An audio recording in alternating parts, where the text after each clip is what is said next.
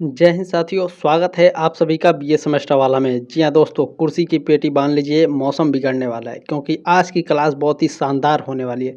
क्योंकि आज के इस क्लास में आप सभी लोग देखने वाले हैं BA second year third semester economics अर्थशास्त्र।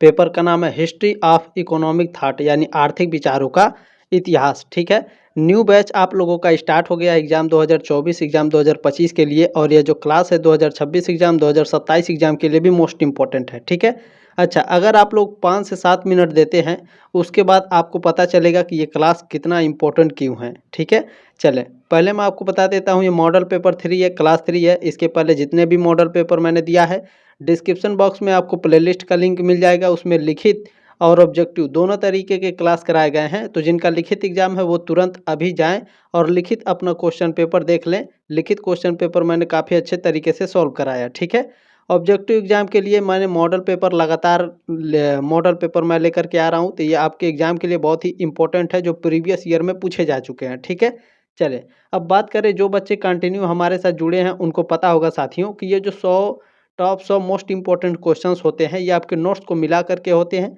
ये 100 से भी ज़्यादा क्वेश्चंस हो जाते हैं अगर नोट्स को मिला दिया जाए तो। ठीक है, चलिए अब एग्ज़ाम की बात करते हैं। तो अगले महीने यानी नवंबर दिसंबर में आपका एग्ज़ाम शुरू होने वाला है। दीनदयाल उपाध्याय गोरखपुर विश्वविद्यालय है, राजा महेंद्र प्रताप सिंह स्टेट यूनिवर्सिटी है, डॉक्टर भीमराव अम्बेडकर यूनिवर्सिटी है, माँ सुगुम्बारी यूनिवर्सिटी है, सिद्धार्थ यूनिवर्सिटी है। अच्छा, लगभग 40% कॉलेज में आपके मान के चला जाए तो ऑब्जेक्टिव एग्जाम होंगे, और 60% कॉलेज में आपके लिखित एग्जाम होंगे। ठीक है, ये बात आप लोग ध्यान रखिएगा। लिखित एग्जाम में जैसे महात्मा गांधी काशी विद्यापीठ है, इस बार ये भी आपका लिखित एग्जाम कराएंगे। और राम मनोहर लोहिया अवध विश्वविद्यालय तो हमेशा लिखित एग्जाम ही होता है। वीर बहादुर सिंह पूर्वांचल यूनिवर्सिटी है। ठीक है, छत्रपति साहू जी महाराज यूनिवर्सिटी है। बहुत सारे ऐसे आपकी यूनिवर्सिटियाँ हैं साथियों जहाँ पर आपके लिखित एग्जाम होने वाले हैं। ठीक है, चलिए आपका समय ज़्यादा लेते हुए और मैं आपको बता देता हूँ, ये भारत के किसी भी यूनिवर्सिटी में आप पढ़ें, चाहे उत्तर प्रदेश के किसी भी यूनिवर्सिटी से रहें, आप इस क्लास को अटेंड कर सकते हैं। ठीक है, चिंता करने की आपको कोई आवश्यकता नहीं है। चले बिना देरी के दोस्तों स्टार्ट करते हैं आपकी क्लास। इस क्लास में आपका पहला प्रश्न पूछा गया है, भारतीय प्रतिभूति एवं विनिमय बोर्ड की स्थापना कब की गई थी? तो ध्यान रखेंगे, भारतीय प्रतिभूति एवं विनिमय बोर्ड की जो स्थापना है 1988 में की गई थी। सी ऑप्शन आपका राइट है प्रश्न नंबर 1 का। तो यहाँ पर आपके दिमाग में एक प्रश्न आएगा कि सर जी, भारतीय प्रतिभूति एवं विनिमय बोर्ड की स्थापना किसके द्वारा किया गया था? क्योंकि ये भी आपके एग्जाम में पूछ सकता है। और सबसे मोस्ट इम्पोर्टेंट बात है कि डेट याद रखिएगा, भारतीय प्रतिभूति एवं विनिमय बोर्ड 1988, ये तो आपको याद हो गया, लेकिन डेट कब, किस डेट में ये किया गया था, तो डेट भी आपका पूछा जाता है। ठीक है, तो कोई बात नहीं, चलिए आपको बताते हैं, बहुत ही ध्यानपूर्वक इसको पढ़ेंगे आप सभी लोग। देखें, भारतीय प्रतिभूति और विनिमय बोर्ड का गठन 12 अप्रैल 1988 को भारत सरकार के एक प्रस्ताव के माध्यम से एक गैर सांविधिक निकाय के रूप में किया गया था। ठीक है, यानी अच्छा डेट याद रखेंगे, 12 अप्रैल 1988 को भारतीय प्रतिभूति और विनिमय बोर्ड का गठन किया गया था। ठीक है सर जी, आपके एग्जाम में पूछता है भारतीय प्रतिभूति और विनिमय बोर्ड कैसा संगठन है? तो ये गैर सांविधिक निकाय है। ठीक है, पूछता है कि भारतीय प्रतिभूति और विनिमय बोर्ड कैसा निकाय है? तो गैर सांविधिक निकाय है। ठीक है, ध्यान रखेंगे, इतना याद हो गया आप सभी लोगों को। दोस्तों इसी तरह से आपको पढ़ाया जाएगा, लगभग 100 से भी ज़्यादा क्वेश्चंस होंगे। ठीक है, और ये नोट्स आपको बिल्कुल फ्री में मिलेंगे। अच्छा सर जी, कहाँ मिलेंगे? तो टेलीग्राम ग्रुप का लिंक दिया गया डिस्क्रिप्शन बॉक्स में, अभी जाइए तुरंत ज्वाइन कीजिए। वीडियो के ठीक नीचे आपको पीडीएफ मिलेगा, वहाँ से आप पीडीएफ डाउनलोड कर लीजिएगा। आपको ये सारे क्वेश्चंस जो हैं आपके रिवीजन होते रहेंगे, और ये सारे जो नोट्स हैं आपको बिल्कुल फ्री में मिलेंगे, आपको एक भी पैसा नहीं देना है। ठीक है, ये सारे नोट्स आपको बिल्कुल फ्री में मिलेंगे। आपके यूनिवर्सिटी से संबंधित जितनी भी अपडेट रहती है एग्जाम को लेकर, या कोई भी अपडेट रहता है, तो वो सभी आपके टेलीग्राम ग्रुप में ही दिया जाता है। ऐसा क्यों सर जी? क्योंकि देखिए, आपके बार बार वीडियो बनाना यूट्यूब पर पॉसिबल नहीं हो पाता है, तो इसीलिए आपके टेलीग्राम ग्रुप में ही सारे आपके अपडेट दे दिए जाते हैं। ठीक है, तो ज़रूर ज्वाइन कर लीजिएगा, मोस्ट मोस्ट है ये सभी के लिए। ठीक है, चले अब प्रश्न नंबर दूसरे की बात करते हैं। दूसरा नंबर प्रश्न आपका पूछा गया है, भारत में हरित क्रांति की किस मामले में सर्वाधिक सफल रही? यानी जो भारत में हरित क्रांति चलाई गई थी, ये हरित क्रांति किस मामले में सर्वाधिक सफल रही? तो गेहूं और चावल के मामले में सबसे ज़्यादा सफल रही हरित क्रांति। सी ऑप्शन आपका राइट है। ठीक है, अब यहाँ से हरित क्रांति से कई सारे प्रश्न आपके एग्जाम में आएंगे। देखें, ध्यान से देखिएगा आप सभी लोग। हरित क्रांति की शुरुआत भारत में कब हुई थी? 1965 में। 1965 में हरित क्रांति की शुरुआत हुई थी भारत में, 1965 से 1968 के बीच में। ठीक है, ऐसा भी आपके एग्जाम में पूछा जाता है तो ध्यान रखेंगे। अच्छा सर जी, इसके आगे देखिए आप सभी लोग, उच्च उपज देने वाली नई किस्मों के बीज का इस्तेमाल किया गया। ठीक है, हरित क्रांति के दौरान उच्च उपज देने वाली नई किस्मों के बीजों का इस्तेमाल किया गया था। ठीक है, हरित क्रांति ने कृषि उत्पादकता में काफ़ी बढ़ोतरी की थी, जैसे कि चावल और गेहूं में। ठीक है, भारत में हरित क्रांति के जनक डॉक्टर एम.एस. स्वामीनाथन है। आपके एग्जाम में पूछा जाता है कि भारत में हरित क्रांति के जनक कौन है? एम.एस. स्वामीनाथन है। ठीक है, हरित क्रांति को तीसरी कृषि क्रांति भी कहा जाता है। ठीक है, देखिए हरित क्रांति शब्द का इस्तेमाल सबसे पहले United states agency for international development यानी यूएसएआईडी के निदेशक थे विलियम गॉड, इन्होंने किया था। ठीक है, आपके एग्जाम में पूछता है हरित क्रांति शब्द का इस्तेमाल सबसे पहले किसने किया था? विलियम गॉड ने किया था। ठीक है, चलें।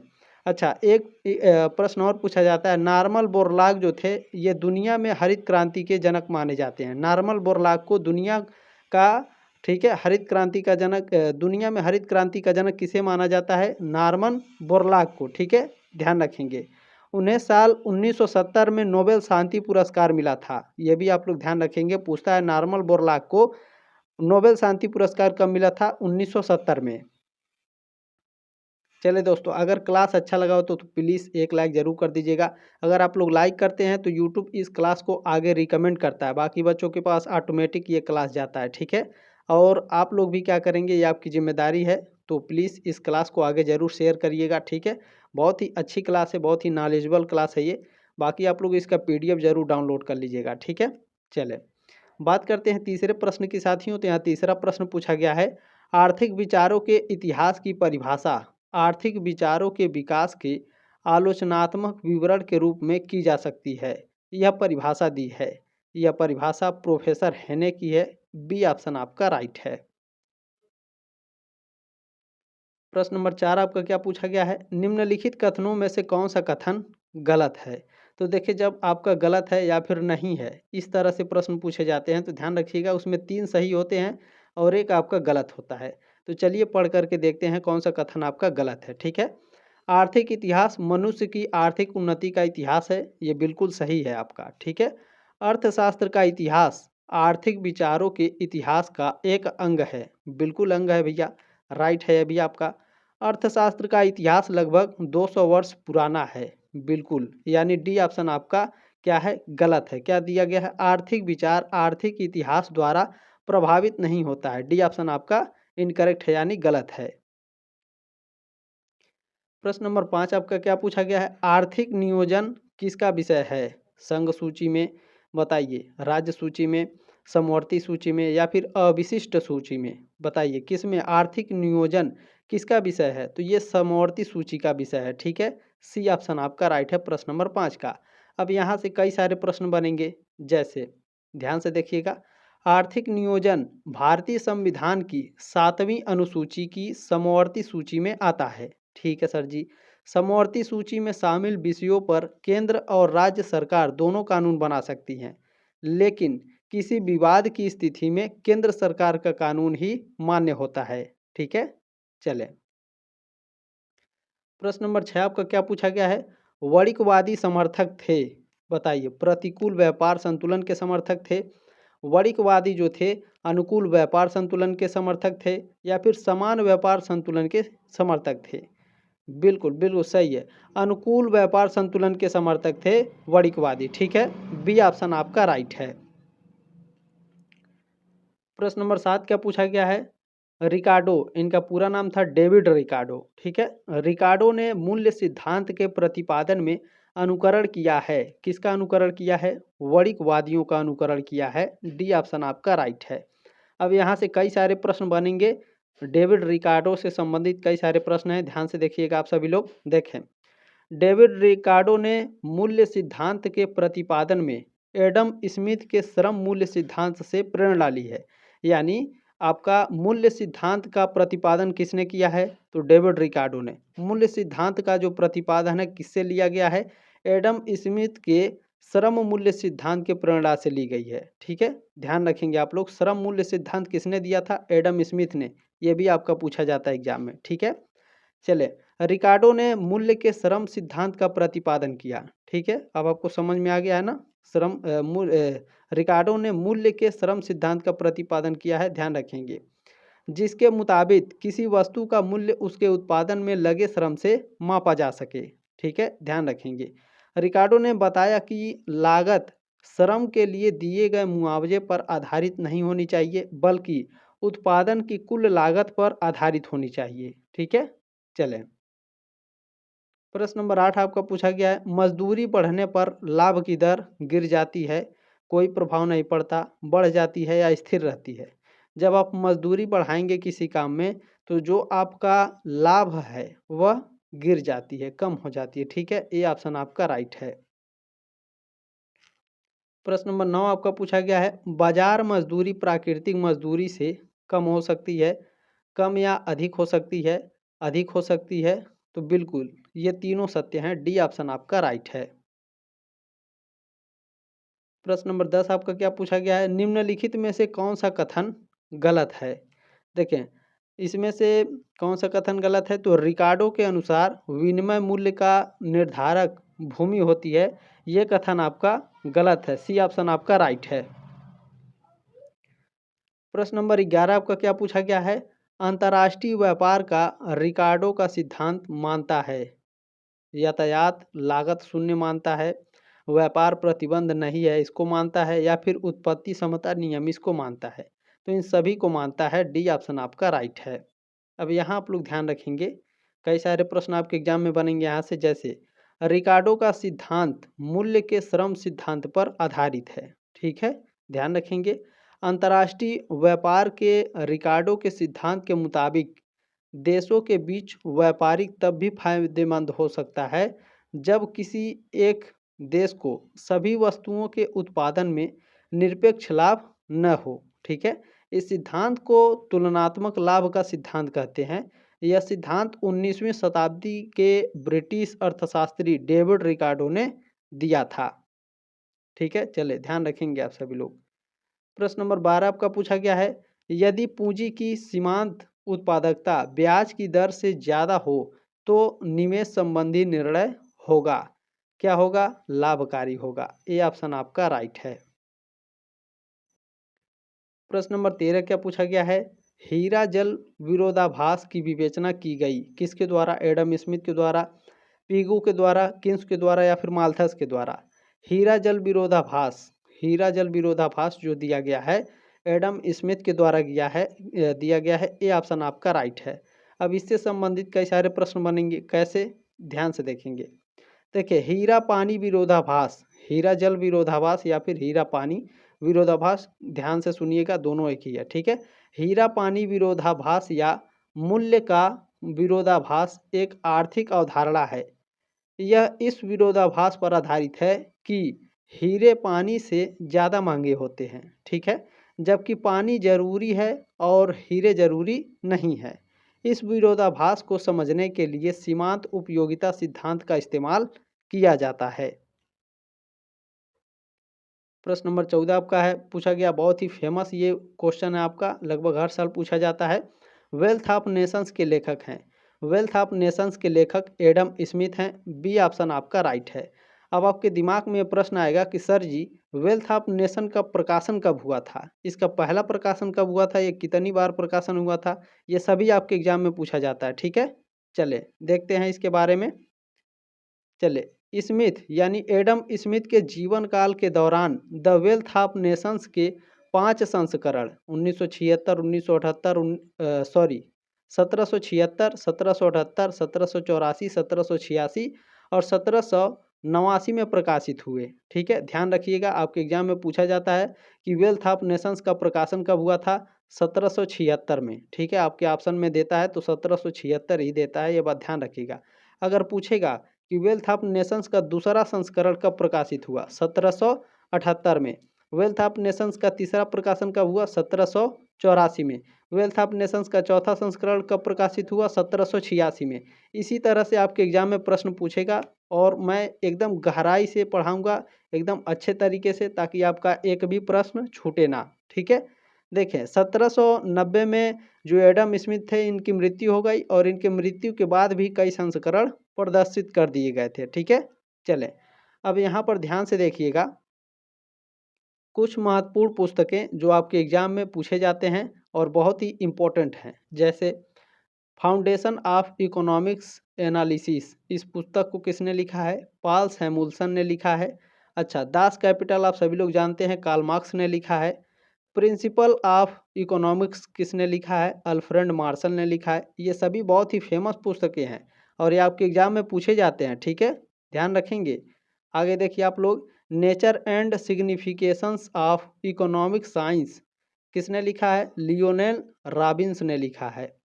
अगला पुस्तक है the theory of employment interest and money, किसने लिखा है? जॉन मेनार्ड किन्स ने लिखा है। ठीक है, अच्छा, जब आपके एग्जाम में प्रश्न पूछे जाते हैं तो डायरेक्ट केवल किन्स लिख करके देता है, तो ध्यान रखेंगे ये भी बात। ठीक है, हाउ टू पे फॉर द वार किसने लिखा है? जॉन मेनार्ड किन्स ने। ठीक है, इन दोनों पुस्तकों को किन्स ने लिखा है। प्रश्न नंबर 15 आपका पूछा गया है, करारोपण का कौन सा सिद्धांत स्मिथ द्वारा नहीं दिया गया? समानता का सिद्धांत, निश्चितता का सिद्धांत, सुविधा का सिद्धांत या फिर लोच का सिद्धांत? बताइए। पहले आप ये जान लीजिए कि करारोपण के जो सिद्धांत है एडम स्मिथ ने करारोपण के कौन कौन से सिद्धांत दिए हैं? तो समानता का सिद्धांत दिया है इन्होंने, निश्चितता का सिद्धांत दिया है और सुविधा का सिद्धांत दिया है। लोच का सिद्धांत जो है, ठीक है, करारोपण में ये एडम स्मिथ द्वारा नहीं दिया गया है। डी ऑप्शन आपका राइट है। अच्छा, लोच का सिद्धांत किसने दिया है? चलिए इसके बारे में थोड़ा सा जान लीजिए आप सभी लोग। यहाँ से आपके प्रश्न बनेंगे। पूछा जाता है लोच सिद्धांत की कितनी श्रेणियां हैं? लोच सिद्धांत की 2 श्रेणियां हैं। कौन कौन सी? पहला है रैखिक लोचदार सिद्धांत और दूसरा है गैर रैखिक लोचदार सिद्धांत। ठीक है, अल्फ्रेड मार्शल ने मांग की लोच की अवधारणा विकसित की थी। मार्शल ने मांग की कीमत लोच के लिए समीकरण निकालने के लिए कुरनोट के मांग वक्र के मूल निर्माण का इस्तेमाल किया था। ठीक है, आपके डाउट भी मैं साथ में क्लियर कर रहा हूं दोस्तों। अगर क्लास अच्छा लग रहा हो प्लीज़ एक लाइक जरूर करेंगे, शेयर जरूर करिएगा, सब्सक्राइब जरूर करिएगा, ताकि आप 4th सेमेस्टर, 5th सेमेस्टर और 6th सेमेस्टर में भी मेरे साथ अवश्य जुड़े रहें। चलिए प्रश्न नंबर 16 है आपका, एडम स्मिथ ने निम्नलिखित में से किसका समर्थन नहीं किया? ध्यान रखेंगे, धन का संकेंद्रण के लिए जो एडम स्मिथ है इन्होंने धन के संकेंद्रण का समर्थन नहीं किया था। ए ऑप्शन आपका राइट है।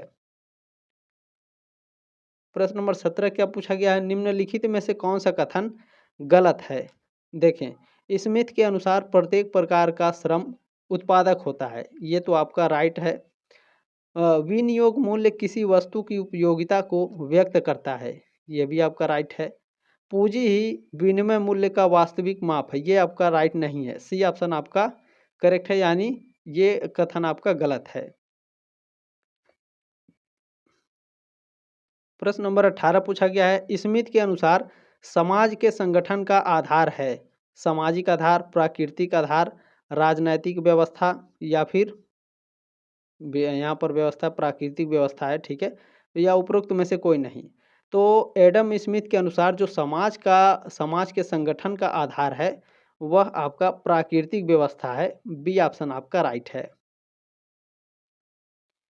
प्रश्न नंबर 19 आपका पूछा गया, स्मिथ आर्थिक विकास की कैसी नीति के समर्थक थे? तो जो एडम स्मिथ थे ये आर्थिक विकास के संतुलित नीति के समर्थक थे। ए ऑप्शन आपका राइट है। प्रश्न नंबर 20 आपका पूछा गया है, स्मिथ व्यापार नीति के समर्थक थे? संरक्षणवाद नीति के समर्थक, सतत व्यापार या फिर संरक्षणवाद? बताइए, तो दोनों एक ही है। ठीक है, ध्यान रखेंगे, स्मिथ व्यापार नीति के समर्थक थे। कैसे नीति के? तो सतत व्यापार नीति के समर्थक थे एडम स्मिथ। बी ऑप्शन आपका राइट है। प्रश्न नंबर 21 आपका पूछा गया है, माल्थस के अनुसार खाद्य आपूर्ति बढ़ते हैं अंक गणितीय क्रम में बढ़ते हैं दोस्तों, ठीक है, ये ऑप्शन आपका राइट है। माल्थस के अनुसार खाद्य आपूर्ति अंक गणितीय क्रम में बढ़ते हैं। माल्थस के अनुसार जनसंख्या आपूर्ति गुणोत्तर क्रम में बढ़ते हैं, ठीक है। तो ध्यान रखेंगे, अगर जनसंख्या पूछेगा तो गुणोत्तर क्रम में, और खाद्य आपूर्ति पूछेगा तो अंक गणितीय क्रम में, ठीक है, ये ऑप्शन आपका राइट है। अब यहाँ आप लोग ध्यान रखिएगा, आपके डाउट क्लियर होंगे। देखें, माल्थस के अनुसार खाद्य आपूर्ति अंक गणितीय क्रम यानी अर्थमेटिकल प्रोग्रेसिंग में बढ़ती है, जबकि जनसंख्या गुणोत्तर क्रम यानी जियोमेट्रिकल प्रोग्रेसिंग में बढ़ती है, ठीक है। चले ध्यान रखेंगे, आगे देखिए। माल्थस 18वीं सदी के ब्रिटिश दार्शनिक और अर्थशास्त्री थे। उन्होंने अपना सिद्धांत साल 1798 में प्रकाशित किए गए अपने टुकड़े यानी ये एक पुस्तक थी, एन ऐसे on the principle of population में दिए थे, ठीक है। चले, यानी जो माल्थस का ये सिद्धांत है अंकगणितीय सिद्धांत और अंकगणितीय क्रम और गुणोत्तर क्रम, ये इस पुस्तक में दिए थे, एन ऐसे on the principle of population, ठीक है। कब दिए थे? 1798 में। प्रश्न नंबर 22 आपका पूछा गया है, पूंजी समुदाय संरचना और लाभ की दर संबंधित है धनात्मक रूप से, ऋणात्मक रूप से, दोनों। सी ऑप्शन आपका राइट है। प्रश्न नंबर 23 आपका पूछा गया है, जनसंख्या नियंत्रण का उपाय है युद्ध, बाढ़ और भूखमरी। तो इनमें से सभी है, ठीक है, डी ऑप्शन आपका राइट है। इनमें से कोई भी आपदा आती है तो जनसंख्या ऑटोमेटिक कम हो जाती है, ठीक है। 24 नंबर प्रश्न है, जनसंख्या के जीवन निर्वाह साधनों की अपेक्षा तीव्र गति से बढ़ने की प्रवृत्ति होती है, यह कथन दिया गया है। तो ये जो स्टेटमेंट है ये माल्थस के द्वारा दिया गया है। सी ऑप्शन आपका राइट है। प्रश्न नंबर 25 आपका पूछा गया है, प्रकृतिवाद का अर्थ है, प्रकृतिवाद का अर्थ होता है प्रकृति का नियम। ये ऑप्शन आपका राइट है। प्रश्न नंबर 26 क्या पूछा गया है, एडम स्मिथ के अनुसार अर्थशास्त्र विज्ञान है, धन का विज्ञान है या फिर मुद्रा का विज्ञान है। तो ये दोनों का विज्ञान है। सी ऑप्शन आपका राइट है। प्रश्न नंबर 27 आपका पूछा गया है, निम्नलिखित में से कौन प्रकृतिवादी लेखक नहीं है? कैने, माल्थस, लाट्रोन या फिर तरगो। पूछा क्या है, प्रकृतिवादी लेखक नहीं है।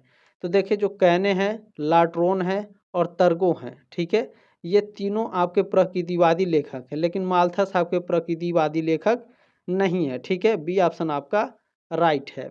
अब यहाँ से थोड़ा ध्यान रखिएगा, आपके एग्जाम में प्रश्न आते हैं। देखें, फ्रांस के विचारकों ने ऐसे विचारों को प्रतिपादित किया जो आधुनिक आर्थिक विज्ञान के आधार बने, ठीक है। फ्रांसीसी लेखक और सिद्धांतकार एमिल जोला ने प्रकृतिवाद को सबसे पहले प्रस्तावित किया था, ठीक है। एमिल जोला को व्यापक रूप से प्रकृतिवाद का जनक माना जाता है। आपके एग्जाम में पूछा जाता है कि प्रकृतिवाद का जनक किसे कहा जाता है? एमिल जोला को कहा जाता है। प्रश्न नंबर 28 आपका पूछा गया दोस्तों, सर्वप्रथम प्रकृतिवाद का उदय किस देश में हुआ? चीन में, भारत में, जापान में या फ्रांस में? प्रकृतिवाद का उदय सबसे पहले फ्रांस में हुआ था। डी ऑप्शन आपका राइट है। प्रश्न नंबर 29 आपका पूछा गया है, प्रकृति व्यवस्था है, कैसी व्यवस्था है? ईश्वरीय व्यवस्था है, मानवीय व्यवस्था है या फिर नरकीय व्यवस्था है? तो प्रकृति जो व्यवस्था है यह ईश्वरीय व्यवस्था है। ये ऑप्शन आपका राइट है। इससे रिलेट भी आप कर सकते हैं, प्राकृतिक, ठीक है, प्राकृतिक व्यवस्था है ईश्वरीय व्यवस्था। प्रश्न नंबर 30 आपका पूछा गया है, प्राकृतिक विधान वस्तुतः पराप्राकृतिक है, यह कथन किसका है? तो ये जो स्टेटमेंट है जिड तथा रिस्ट का है। बी ऑप्शन आपका राइट है। प्रश्न नंबर आपका 31 पूछा गया है, अंतर्राष्ट्रीय व्यापार के निरपेक्ष लागत सिद्धांत को विकसित किया गया एडम स्मिथ के द्वारा, डेविड रिकार्डो के द्वारा, सैमुअल्सन के द्वारा या फिर मार्शल के द्वारा? बताइए किसके द्वारा? अंतर्राष्ट्रीय व्यापार के निरपेक्ष लागत सिद्धांत को, ठीक है, ये एडम स्मिथ के द्वारा विकसित किया गया था। ए ऑप्शन आपका राइट है। प्रश्न नंबर 2 आपका क्या पूछा गया है, पॉलिटिकल अरिथमेटिक या फिर पॉलिटिकल अर्थमेटिक किसके द्वारा लिखा गया था? विलियम पेटी के द्वारा। ए ऑप्शन आपका करेक्ट है। प्रश्न नंबर 33 क्या पूछा गया है? उपभोग संबंधी मनोवैज्ञानिक नियम दिया गया था किसके द्वारा? जे एम किन्स के द्वारा। बी ऑप्शन आपका राइट है। प्रश्न नंबर 34 क्या पूछा गया है? मार्क्स के दर्शन को कहा जाता है, यानी कार्ल मार्क्स के दर्शन को क्या कहा जाता है? तो कार्ल मार्क्स के दर्शन को द्वंद्वात्मक भौतिकवाद कहा जाता है। ए ऑप्शन आपका राइट है। प्रश्न नंबर 35 क्या पूछा गया है? गुणक में रिसाव है, करारोपण, विदेशी व्यापार में घाटा, निष्क्रिय नगद शेषों का संचय। तो ये सभी गुणक में रिसाव हैं। डी ऑप्शन आपका राइट है। प्रश्न नंबर 36 क्या है? रिपब्लिक पुस्तक के लेखक हैं, आप सभी लोग जानते हैं रिपब्लिक पुस्तक के लेखक प्लेटो महोदय हैं। ए ऑप्शन आपका राइट है। प्रश्न नंबर 37 है, प्लेटो के अनुसार जनसंख्या का नियंत्रण होना चाहिए, नहीं होना चाहिए, अनुकूलतम होना चाहिए या इनमें से कोई नहीं? प्लेटो के अनुसार जनसंख्या का नियंत्रण होना चाहिए। ए ऑप्शन आपका राइट है। प्रश्न नंबर 38 आपका पूछा गया है, मनुष्य एक राजनीतिक प्राणी है, यह कथन है अरस्तू का, प्लेटो का, या मार्शल का, या फिर एडम स्मिथ का? बताइए आप सभी लोग। बिल्कुल, मनुष्य एक राजनीति प्राणी है, ये कथन, ये स्टेटमेंट अरस्तू महोदय का है। ए ऑप्शन आपका राइट है। प्रश्न नंबर 39 आपका पूछा गया, निम्नलिखित में से कौन सा कथन गलत है? तो ध्यान से देखेंगे आप सभी लोग। प्लेटो ने अपने आदर्श राज्य में 3 वर्गों को स्थान दिया। बिल्कुल राइट है आपका। प्लेटो के अनुसार धन का संचय अवांछनीय है। बिल्कुल। अरस्तु ने ब्याज लेने की निंदा की है। बिल्कुल की है। यानी अरस्तु ने उपयोग मूल्य को ही विनिमय मूल्य माना है। बिल्कुल डी ऑप्शन आपका राइट है, यानी ये आपका गलत है। ठीक है, चले प्रश्न नंबर 40 क्या पूछा गया है?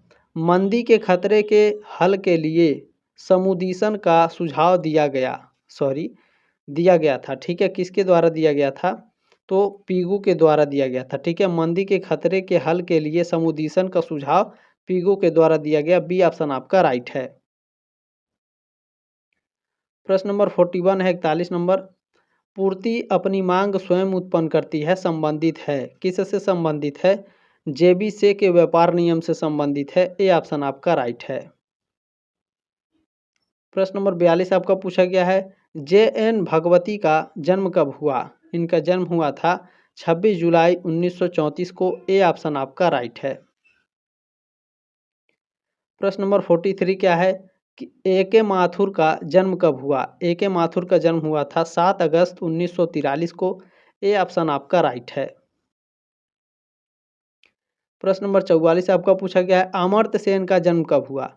अमर्त्य सेन का जन्म हुआ था 3 नवंबर 1933 को। ठीक है, 44 का ऑप्शन नंबर ए राइट है आपका।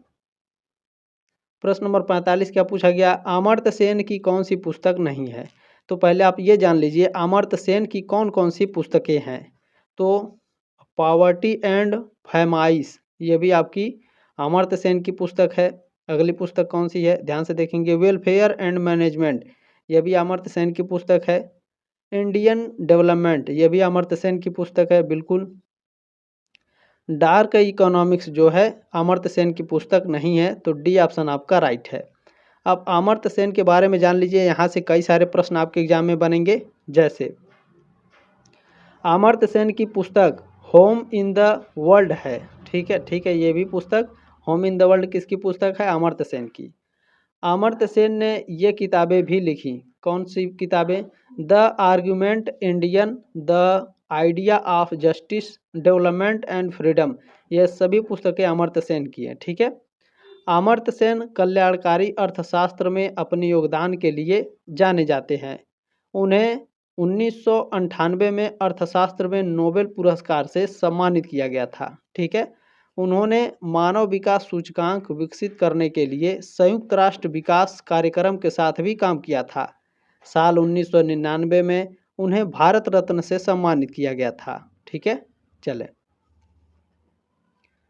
प्रश्न नंबर 46 आपका पूछा गया है, नगद शेष समीकरण M=KPY द्वारा दिया गया था, किसके द्वारा दिया गया था? तो यह दिया गया था किसके द्वारा, बताइए। बिल्कुल, एल्फ्रेड मार्शल के द्वारा दिया गया था नगद शेष समीकरण को। डी ऑप्शन आपका राइट है। अब सर जी m बराबर क्या होता है, k क्या है, ठीक है, p क्या है और y क्या है, ये सभी आपके दिमाग में प्रश्न आ रहे होंगे। ठीक है, चलिए इसके बारे में डिटेल से जानते हैं। देखें, इस समीकरण को कैम्ब्रिज समीकरण भी कहा जाता है। ठीक है, ध्यान रखेंगे। इस समीकरण में जो m है धन शेष की मांग है, जो p है मूल्य स्तर है और जो y है वास्तविक राष्ट्रीय आय का स्तर है और जो छोटा वाला k है ये आर्थिक संरचना और मौद्रिक आदतों को दर्शाने वाला एक पैरामीटर है। ठीक है, अब आपके डाउट क्लियर हो गए होंगे। प्रश्न नंबर 47 क्या है, मुद्रा के मात्रा सिद्धांत को पुनः प्रतिपादित किया गया, किसके द्वारा किया गया था बताइए। बिल्कुल, मिल्टन फ्रीडमैन के द्वारा मुद्रा का मात्रा सिद्धांत को पुनः प्रतिपादित किया गया। बी ऑप्शन आपका राइट है। प्रश्न नंबर 48 क्या है, फिशर का विनिमय समीकरण मुद्रा को मुद्रा मानता है, कौन मानता है, तो विनिमय का एक माध्यम मानता है। ए ऑप्शन आपका राइट है। प्रश्न नंबर 49 आपका पूछा गया है, द इकोनॉमिक्स ऑफ वेलफेयर लिखी गई है, इस पुस्तक को लिखा गया 1920 में। ठीक है, ए ऑप्शन आपका राइट है। अब यहाँ आपके दिमाग में प्रश्न आएगा, sir ji the economics of welfare पुस्तक को किसने लिखा था। ये तो पता चल गया 1920 में लिखा गया, लेकिन लिखा किसके द्वारा गया था, बिल्कुल बताएंगे। ध्यान से देखिएगा आप लोग। देखें, द इकोनॉमिक्स ऑफ वेलफेयर किताब साल 1920 में लिखी गई थी। इसे ब्रिटिश अर्थशास्त्री आर्थर सेसिल पिगो ने लिखा था। ठीक है, पिगो ने लिखा था, ये बात ध्यान रखेंगे आप सभी लोग। प्रश्न नंबर 50 आप लोगों का पूछा गया, बहुत ही ध्यान से देखेंगे। टेबलू इकोनॉमिकी लिखी गई एफ केने के द्वारा, आरजे टूर्गो के द्वारा, एडम स्मिथ के द्वारा या किसी के द्वारा नहीं। टेबलू इकोनॉमिकी किसके द्वारा, बिल्कुल एफ केने के द्वारा लिखी गई थी। ए ऑप्शन आपका राइट है। उम्मीद है साथियों आपको जानकारी अच्छी लगी होगी। क्लास भी आपका बहुत ही शानदार था, तो ये आपकी जिम्मेदारी बनती है कि आप इस क्लास को आगे जरूर शेयर करिएगा, सब्सक्राइब जरूर करिएगा 4th, 5th और 6th सेमेस्टर के लिए। ठीक है, जल्दी मिलते हैं साथियों आपके नेक्स्ट मॉडल पेपर में। तब तक के लिए जय हिंद, वंदे मातरम।